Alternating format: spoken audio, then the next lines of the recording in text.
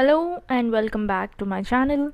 So today we'll be learning a very interesting story. It's called as All Stories Are Anansis. So who is Anansi? We will know in this lesson. So let's begin. In the beginning, all tales and stories belong to Nyame, the sky god. But Kwaku Anansi, the spider, yearned to be the owner of all the stories known in the world, and he went to Nyame and offered to buy them. The sky god said, "I am willing to sell the stories, but the price is high. Many people have come to me offering to buy, but the price was too high for them. Rich and powerful families have not been able to pay. Do you think you can do it?" Now, in the beginning, all the stories and tales, the short stories, they belonged to the sky god, and his name was Nyame. And Kwaku Anansi, a spider, he always wanted to be the owner of all these stories, and he wanted to be famous in the entire world. So he went to Nyame, the sky god, and he offered to buy those stories from him. Now the sky god, he said that he is willing to sell the stories, but the price is high. The price, the money to buy those stories will be too high. And many people have already come here offering to buy them, but because of the price, they couldn't. Even rich and powerful families, they were not able to pay. So do you think you can do it? So sky god is asking the spider. Anansi replied to the sky god, "I can do it. What is the price?" "My price is 3 things," the sky god said. "I must first have Moboro, the hornets. I must then have Onene, the great python. I must then have Osabo, the leopard. For these things I will sell you the right to tell all stories." Anansi replies to sky god saying that I can do it and you just tell me what is the price of it. So the sky god tells that he wants just 3 things and that will be the price. And what are those 3 things? First, he needs Moboro. Those are the hornets. These are nothing but a large wasp that is typically red and yellow or red and black and usually nest in hollow trees. The second thing that he needs is Onene. It's a great python. And the third one is Osabo, that's a leopard. And for these 3 things, he is ready to give all the rights of the stories to the spider. Anansi said, "I will bring them." He went home and made his plans. He first cut a gourd from a vine and made a small hole in it. He took a large calabash and filled it with water. He went to the tree where the hornets lived.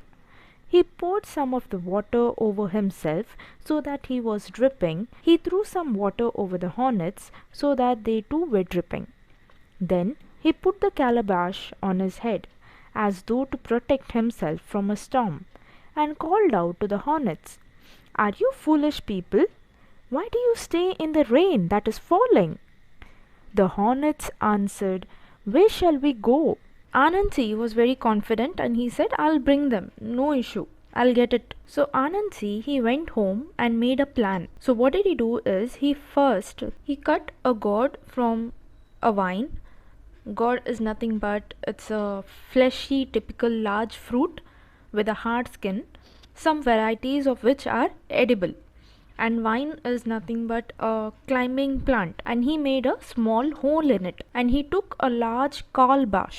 It is a large fruit that is dried and made into a bowl or cup, and he filled it with water and he went to the tree where the hornets lived. So he went there and he poured some of the water over himself so that he was dripping, just to show that he is wet from rain, and little water he threw over the hornets so that they too were dripping with water.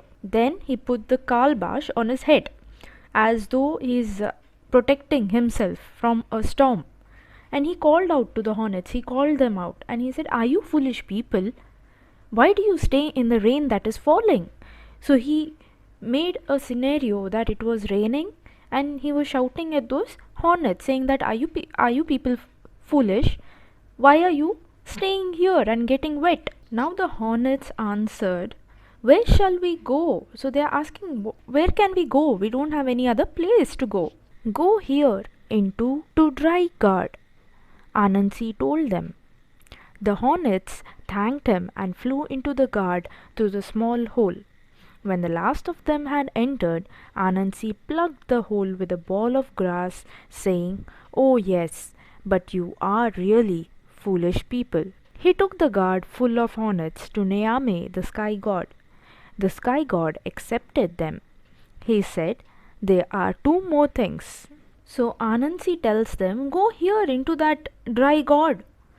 It's empty and it's dry and it will save you, it will protect you. The hornets believed him and they thanked him. They were very happy. And they flew into the guard through that small hole which he had done. And when the last of them had entered inside, what did Anansi do? He plugged the hole with a ball of grass. He made a ball of grass and he closed that hole. And he says, oh yes, but you are really foolish people, because they trusted and they went inside it. So he trapped those hornets inside that god. Now Anansi took this god full of hornets to Nyame, the sky god. Now the sky god accepted them because he wanted it. Then he said, I need two more things. And what are those? The python or nene and the leopard or sabo. Anansi returned to the forest and cut a long bamboo pole and some strong vines. Then he walked toward the house of Onene the python, talking to himself. He said, my wife is stupid. I say he is longer and stronger. My wife says he is shorter and weaker. I give him more respect. She gives him less respect. Is she right or am I right? I am right. He is longer. I am right. He is stronger. When Onene the python heard Anansi talking to himself, he said, why are you arguing this way with yourself? Now Anansi returned back to the forest and then he cut a long bamboo pole with some strong vines, that is climbing plant, strong ones. He went to the house of the python and he stood outside of the house and he started talking to himself. And he started saying that, my wife is stupid. I say he is longer and stronger. My wife says he is shorter and weaker. I give him more respect. She gives him less respect. Is she right or am I right? I am right. He is longer. I am right. He is stronger. He started making a fake conversation outside and he started telling it loudly so that Onene hears it. So the python Onene, he heard Anansi talking to himself. So he comes out and he says, why are you arguing this way with yourself? There's nobody around. Why are you speaking to yourself and arguing with yourself? The spider replied, I have had a dispute with my wife. She says you are shorter and weaker than this bamboo pole. I say you are longer and stronger. Onene said, it's useless and silly to argue when you can find out the truth. Bring the pole and we will measure.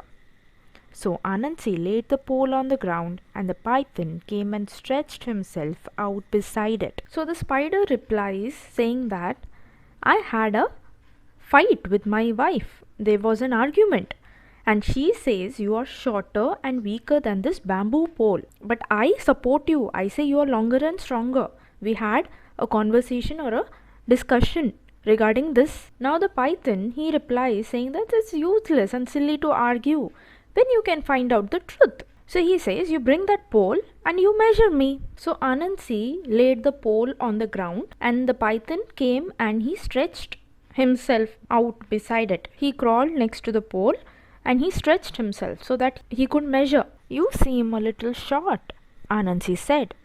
The python stretched further. A little more, Anansi said.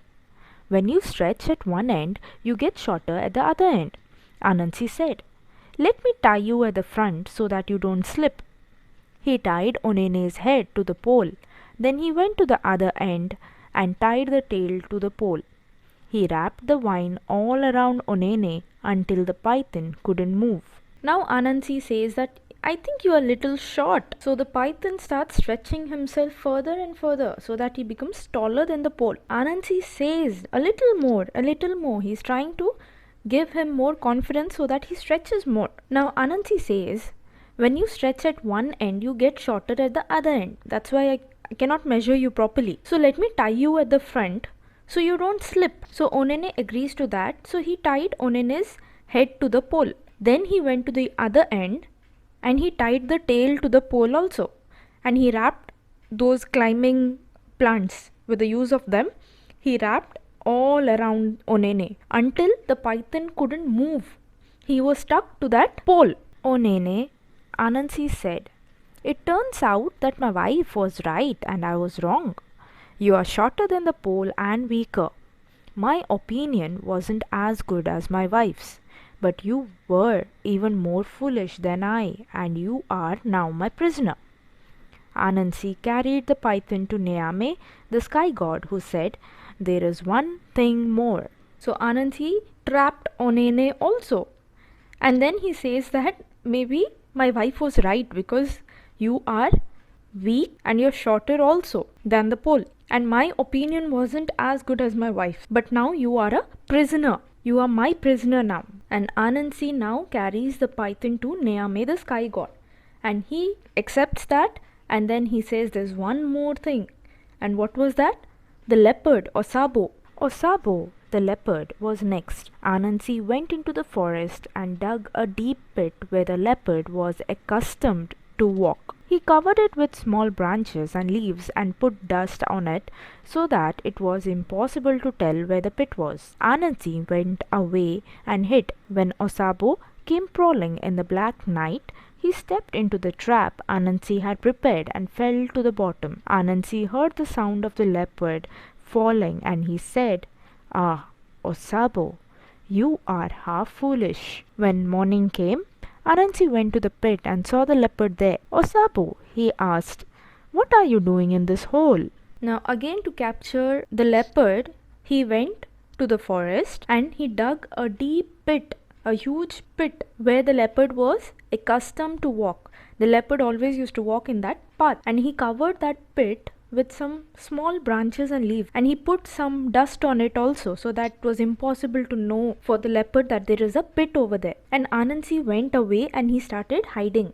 He was waiting for Osabo to come in that way. It was dark at night. He came out and he stepped into the trap. He fell into the pit, and Anansi heard the sound of the leopard falling, and he said to himself, Osabo, you are half foolish. Now Anansi did not go to help him that time. He waited till the morning, and then Anansi went to the pit and he saw the leopard there, and he started acting as if he doesn't know anything.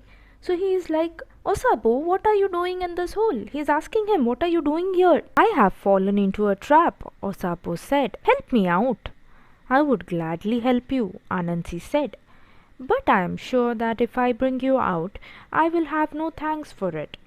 You will get hungry, and later on you will be wanting to eat me and my children. I swear it won't happen, Osabo said. Very well, since you swear it, I will take you out, Anansi said. So Osabo tells him, I have fallen into a trap. Please try to take me out from here. So now Anansi says, I would gladly help you. I am okay in helping you out.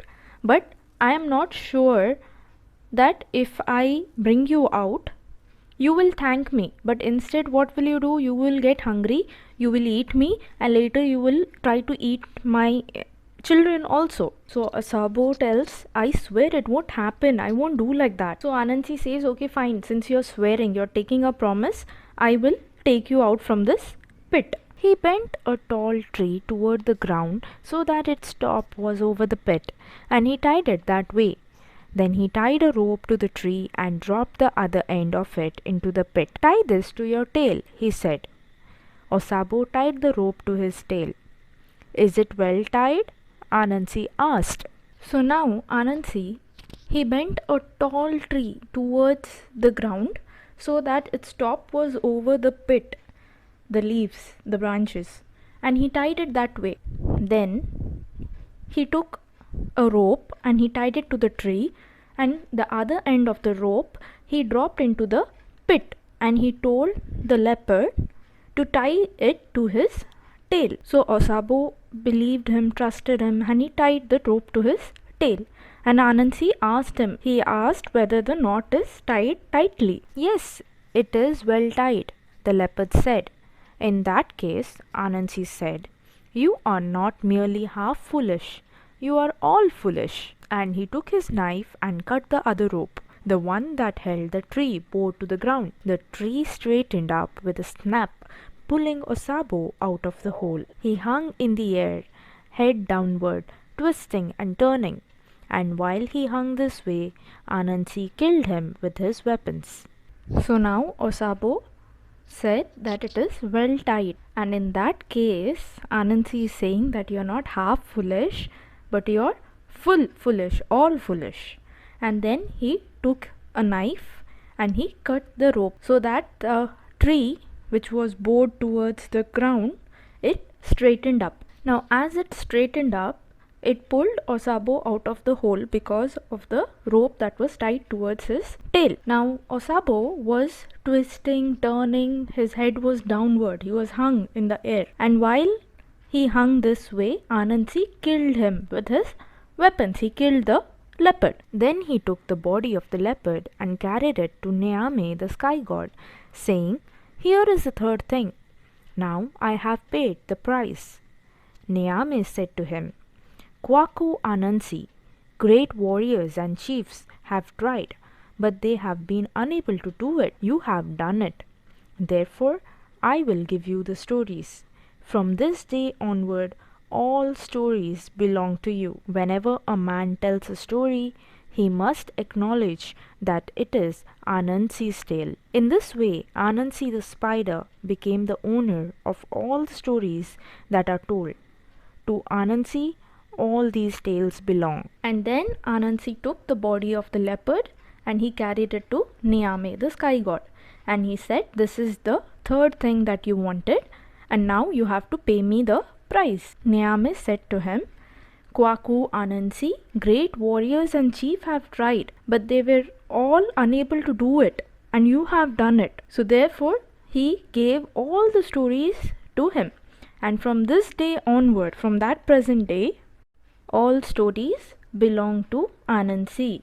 So whenever a man tells a story, he must acknowledge that it is Anansi's story. So in this way, Anansi, the spider, he became the owner of all the stories that are told. So to Anansi, all these tales and stories belong. I do hope you have understood this lesson. Keep watching for more videos and do subscribe to my channel. Thank you and stay safe.